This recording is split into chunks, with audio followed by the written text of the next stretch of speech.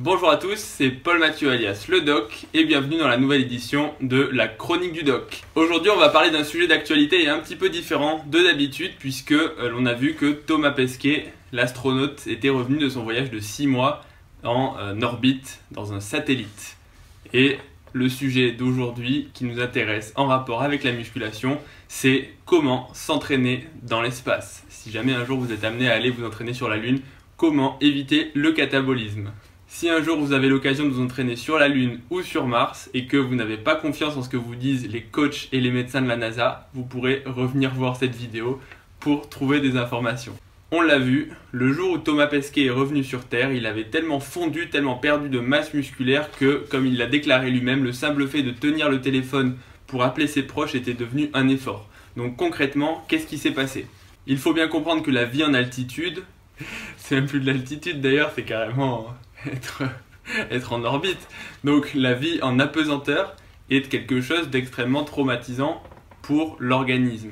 Que se passe-t-il lorsque l'on vit en apesanteur? Eh bien tout simplement le corps va complètement se déconditionner. Il n'y a plus de gravité, il n'y a plus aucune pression exercée sur les muscles et donc on va cataboliser au maximum, les muscles vont fondre mais également les os. Donc on va essayer de structurer cette vidéo en 3 parties. Premièrement, le catabolisme osseux. Deuxièmement, le catabolisme musculaire. Et troisièmement, la partie qui vous intéresse, comment s'entraîner quand on est en orbite. Premièrement, le catabolisme osseux. Assez simple comme partie. Que se passe-t-il lorsque les os ne sont plus soumis à la gravité? Tout simplement, c'est la pression exercée sur les os par la gravité, par les efforts que l'on fait à la salle de sport, le fait d'avoir une barre chargée sur les épaules par exemple lors d'un squat, ou le simple fait de retenir une barre ou des haltères, vont exercer une pression sur les os. Cette pression va activer la synthèse osseuse par l'intermédiaire des ostéoblastes qui vont synthétiser de l'os et également inhiber la dégradation osseuse par les ostéoclastes qui sont un petit peu le pendant maléfique des ostéoblastes. Donc, par l'absence de contraintes mécaniques sur l'os, il n'y a plus de création d'os et donc les os vont fondre un petit peu comme dans l'ostéoporose. Donc c'est pas une fonte au sens l'os qui fondrait comme un milkshake. D'ailleurs un milkshake ça fond pas, comme un fondant au chocolat c'est beaucoup plus joli. Donc c'est pas du tout ça, c'est juste que l'os va perdre en densité et donc il va devenir fragile. Deuxième partie, le catabolisme musculaire. Que se passe-t-il en apesanteur? Eh bien c'est la même chose que pour les os. Absence de gravité, donc absence de contrainte sur les muscles. Tous les muscles posturaux ne vont plus être sollicités puisque l'on flotte. Vous avez vu les vidéos où ils sont en train de flotter dans leur cockpit. Tout simplement, l'absence de tension donc sur les mollets, sur les quadriceps, sur les muscles de la colonne, les muscles profonds, un petit peu tous les muscles en fait, puisque rien ne pèse. Donc imaginez que au lieu d'avoir à soulever par exemple votre fourchette quand vous mangez, et là la fourchette elle se soulève pas toute seule puisque rien ne bouge tout seul, mais en tout cas avec une force très faible. Donc absence de tension sur le muscle. Deuxièmement, donc c'est l'absence de son propre poids par l'apesanteur. On ne pèse plus rien en apesanteur, en l'absence de gravité. Troisième point, la nutrition. Il faut bien comprendre qu'ils sont très loin, donc ils peuvent manger, mais ils n'ont peut-être pas accès à autant de nourriture qu'ils le voudraient pour être anaboliques. Également, le fait d'être en apesanteur, le fait d'être dans un cockpit fait qu'ils vont faire moins d'exercices que ce dont ils auraient besoin puisqu'ils sont dans un espace confiné, ils n'ont plus besoin de marcher pour se rendre au travail, ils n'ont plus besoin de faire la majorité des efforts de la vie quotidienne, porter le sac pour faire les courses, etc. Tout ce qu'on peut imaginer. Et donc tout ça va faire qu'il y a au total une absence d'exercice physique total. Et c'est pas juste faire de l'exercice physique, aller à la salle de sport, c'est vraiment ne plus rien faire de la journée. C'est comme si vous étiez allongé, si vous dormiez toute la journée. Autre point qu'il faut considérer, c'est celui de la nutrition. Même si bien sûr ils ont des réserves de nutrition, ils ont des réserves de repas et comme ils l'ont montré, ils se font à manger là-haut, eh bien il n'y a quand même pas des ressources de nourriture qui sont illimitées. Donc ça aussi, ça va participer à ce catabolisme musculaire. Donc en pratique, l'absence de contrainte sur le muscle, l'absence de tension exercée sur le muscle va faire qu'il va y avoir un catabolisme maximal au niveau du muscle. Et donc, ils peuvent perdre une grande partie de leur masse musculaire. Et là, on ne parle pas juste de catabolisme, genre « oh, j'ai un petit peu perdu de muscle quand j'ai fait ma sèche ». C'est vraiment « j'ai perdu la quasi-totalité de mes muscles ». Et d'après les études, donc ça c'est pas moi qui le sors, c'est écrit sur le site de la NASA, les astronautes peuvent perdre jusqu'à 50% de leur masse musculaire. Donc c'est énorme, imaginez que si vous faites 80 kg, vous avez peut-être 15 kg de muscle. peu près, hein, on va dire, hein, 15 kg de masse maigre, ça paraît déjà un bon paquet de steak, hein, je vous laisse réfléchir. Si vous en perdez la moitié, bah, vous en perdez 7 à 8 kg, hein, c'est énorme. C'est vrai que vous n'allez peut-être pas aller sur la Lune, donc des exemples un petit peu plus concrets que ça, c'est premièrement les patients de réanimation ou les patients qui sont hospitalisés très longtemps, qui restent dans un lit d'hôpital sans bouger, les vieux ou ceux qui ne peuvent plus bouger parce que voilà, en réanimation par exemple, ils ont différentes machines qui leur permettent de survivre, une dialyse pour les reins, une sonde d'intubation pour respirer, etc., etc. Ces patients catabolisent beaucoup. En plus, ils ont des états pathologiques, ils ont de l'inflammation. Tout ça va accentuer le catabolisme musculaire et le catabolisme osseux. Donc ces patients-là, quand ils sortent de la réanimation, ils ne peuvent parfois quasiment plus faire d'efforts. Ils sont tellement faibles qu'ils ont...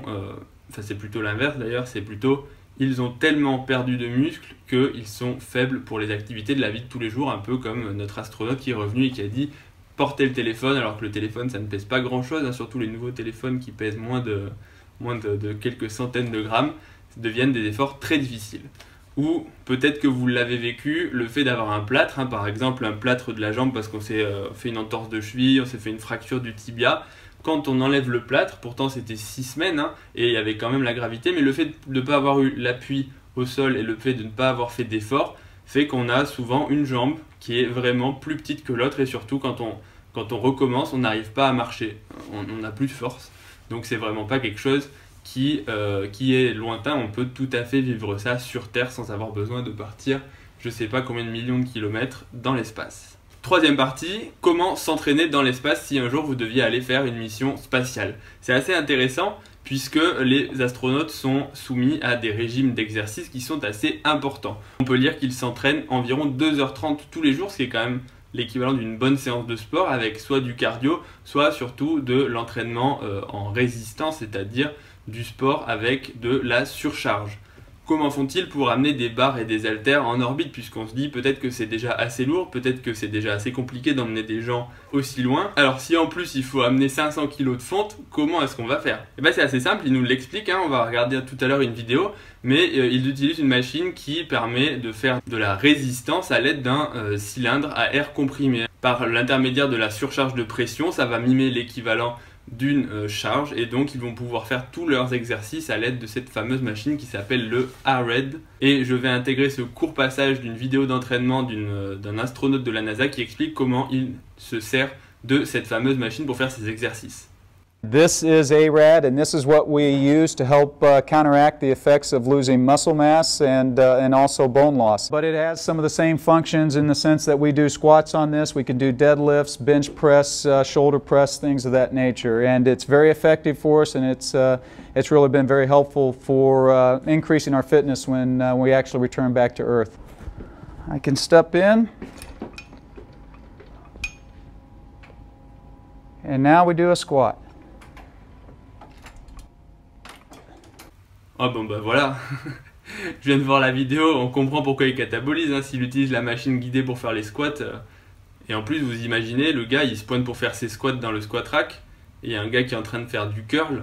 Autre équipement que je n'ai pas en vidéo, c'est une machine de cardio. Donc là aussi ils expliquent qu'ils doivent s'harnacher avec des sangles pour tout simplement tenir sur le tapis de course, puisque imaginez que vous n'avez pas de gravité, si vous posez un pied par terre, ça va pas du tout faire l'effet d'avancer, ça va juste vous propulser et vous allez quitter le tapis de course. Donc ça peut pas marcher. En conclusion de cette vidéo, le training en apesanteur, c'est peut-être pas quelque chose qui va tous nous concerner. En tout cas, je trouve ça assez sympa de partager avec vous, puisque ce sont des techniques d'entraînement et surtout des problématiques auxquelles on n'est pas confronté dans la vie de tous les jours. Bien que, comme on l'a vu, dans certaines situations, on peut être amené à cataboliser beaucoup.